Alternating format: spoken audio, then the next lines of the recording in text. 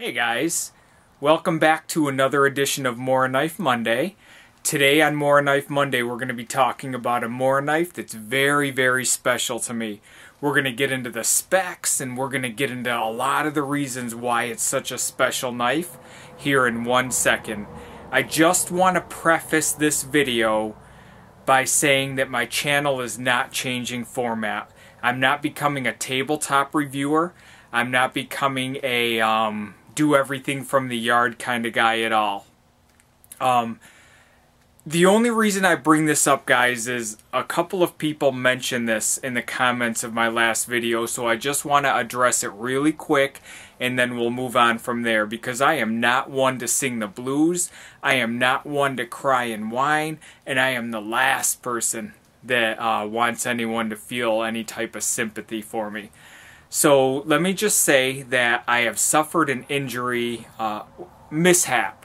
I had suffered a mishap recently on my left hand doing some knife work.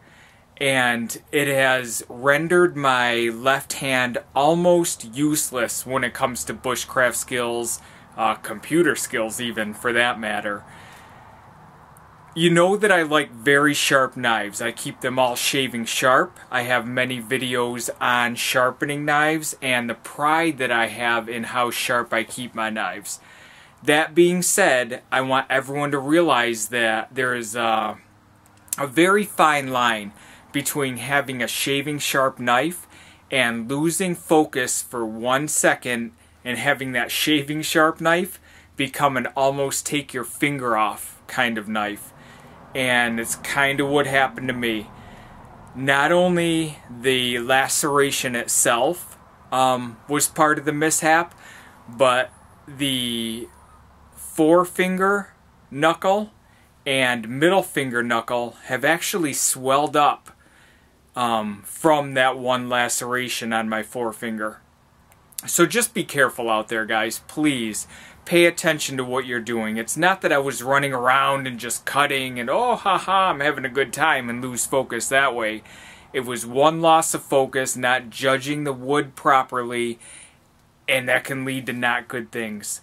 I've tried to do some knife reviews since the mishap.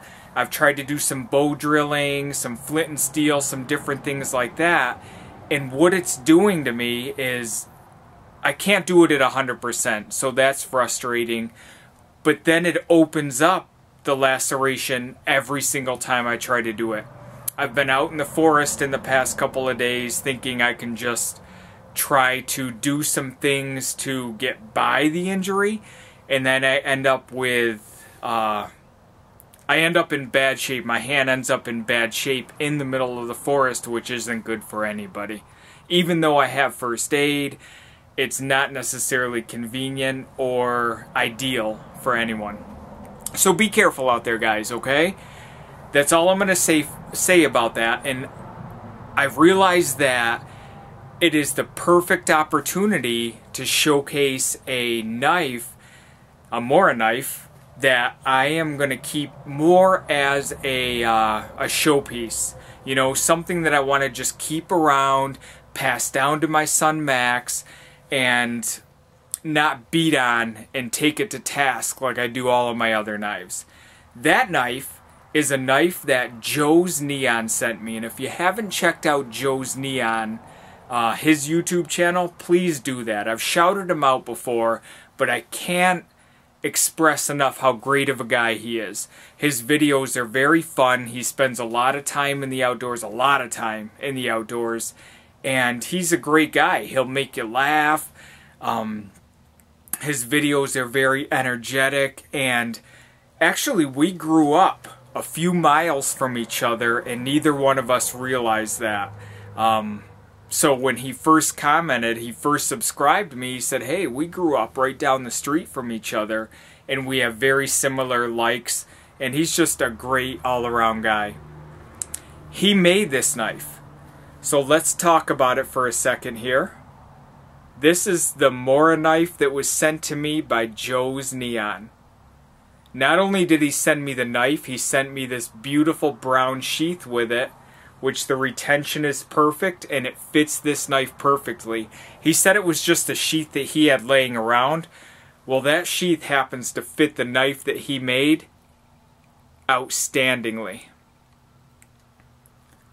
It's a heavy-duty 8-ounce sheath, and we'll get more into that here in a second. Just like the knife, I'm going to flip the camera around and we'll talk more about it.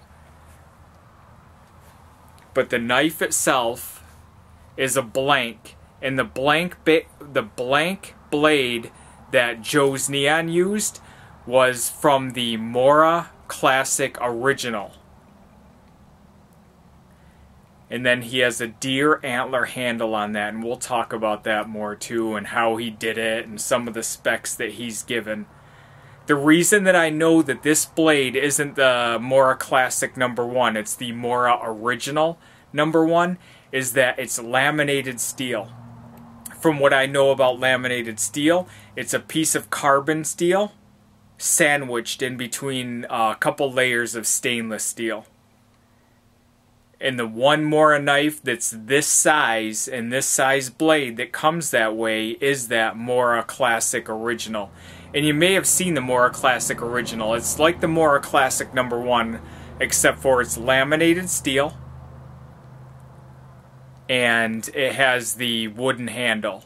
This one has a deer antler handle that Joe added onto there. So now that I've been able to show you the knife, guys, let's flip the camera around and talk a little bit about this. Okay, guys, what you're looking at here is joesneon's Mora knife blade that he made. Mora knife blade and sheath there. The knife itself, as I had mentioned here a second ago, the blank blade that he used is from the Morakniv Original #1. The reason I know that is that it's laminated steel, as opposed to the Mora Classic #1, which has the HighCarbonSteel. And let me show you that really quick. Here's the Mora Classic #1, which is going to have all of the same specs. The difference being that Joe's blade here has the HighCarbonSteel.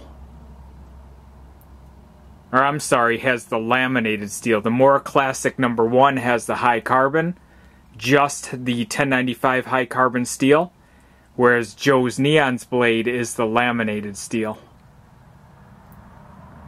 So that is the blade. The blade is from the Morakniv Original #1. The blade length itself, probably, it's very close to 4 inches. The specs are going to mimic the Mora Classic #1. So in doing measurements, it's about a 3.9 inch blade. The thickness is somewhere between 2 and 2.5 millimeters. So it's not a very thick knife, but it's also not made to do the kind of tasks that an 1/8 of an inch blade does. This is going to be your carving knife. This is going to be anything that a 2 millimeter thickness knife is going to do for you. It has that same Scandinavian grind. You can see it there. Actually, this thing is razor sharp too. All I did was strop it. I didn't touch it up, I didn't do anything. When I got it, I just cleaned it up a little bit by stropping it. And that thing is razor hair popping sharp.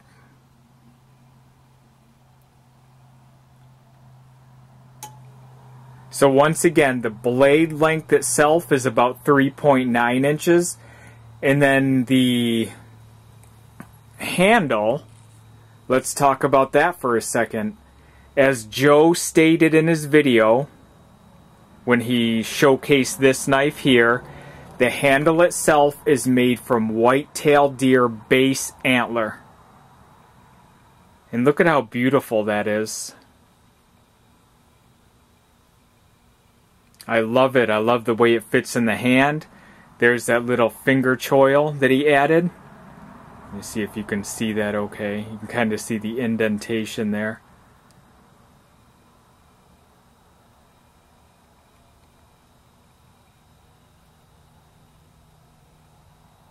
So I'd say the handle, the deer antler handle, is right around 3.5 inches, making this knife's total length of about 7.5 inches total.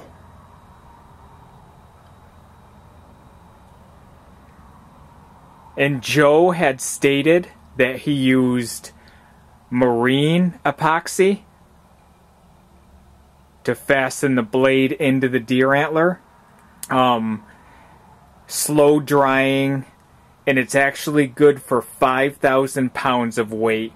And then what he did is he, the way he put it is he roughed up the tang so that epoxy has a lot to grip onto.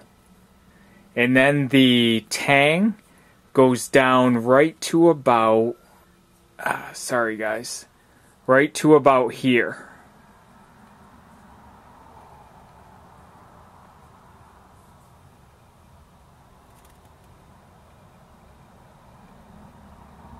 Just a beautiful knife. I'm so thankful to have received this. Very thoughtful, great craftsmanship, and fits perfectly in my hand. I mean, if I had use of my finger here, I'd show you more, but fits perfectly in the hand. And let's discuss the sheath for a minute. The sheath, the way that Joe said it, is that this is a sheath I just had laying around, but it's almost made as if it were married to this Mora knife that he put together. It's a heavy 8-ounce leather sheath. You can see the thick welting there. Tremendous stitching.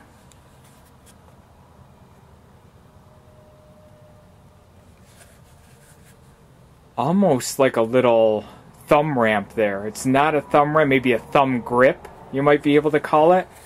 There you see the belt loop. He said he cleaned it up and treated it before he sent it out.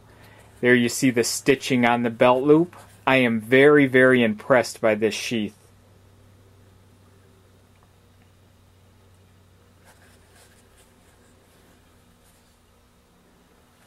So let me just show you one more time, guys. That this knife that joesneon made fits perfectly in that sheath. You see the retention?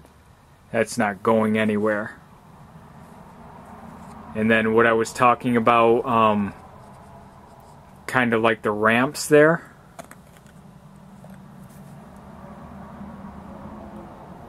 Perfect.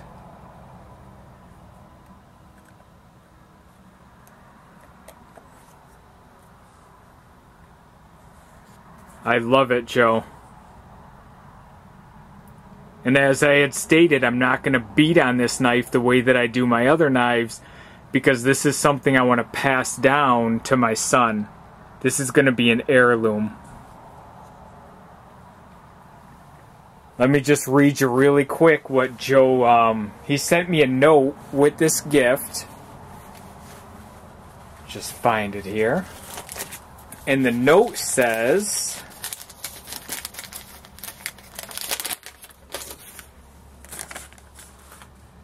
Dave, I know how you love your Moras, so I could not resist sending you this one. I only put the handle on. Enjoy it, my friend, Joe. Joe, you're the best, my friend. You are the absolute best. I thank you so much. Alright guys, this is going to be a little bit of a weird angle. I'm going to try the best I can here. If I have to stop the camera, it's because things have opened up on my left hand.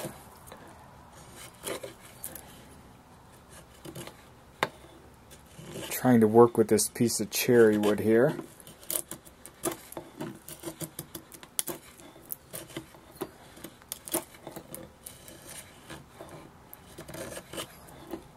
I almost feel like a little kid when I was using a knife for the first time.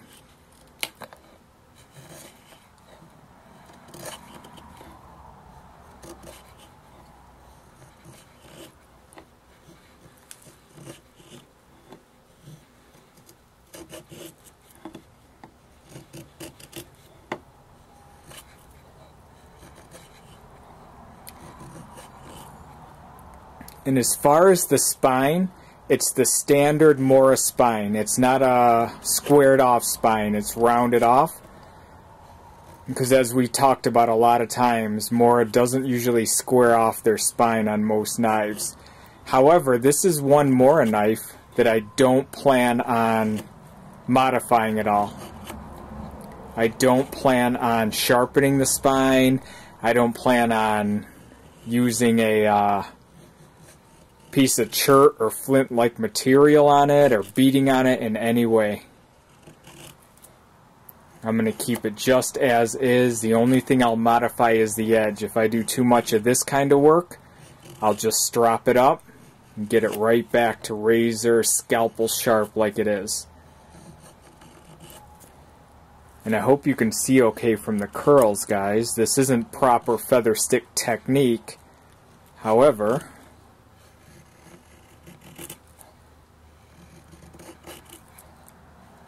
to give you an idea of what it does, I don't think it's doing too bad at all.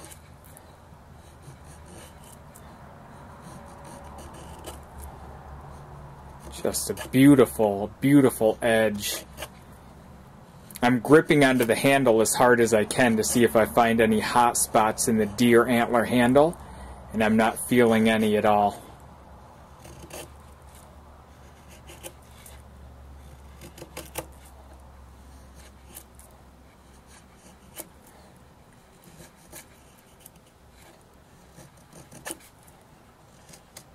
The only other thing I would do with this knife is make a pot hook, but unfortunately that's really something that takes effort from my other hand that I can't do right now.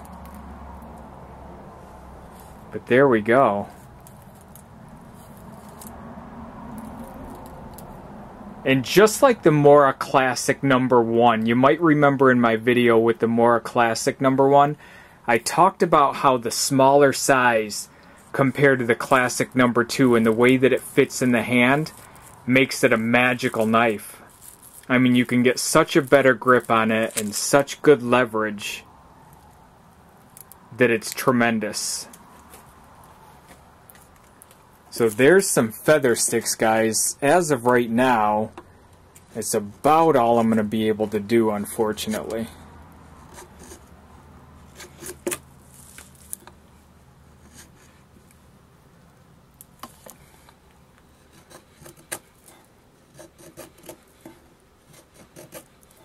And just because it's so much fun using this knife, I want to do a little bit more.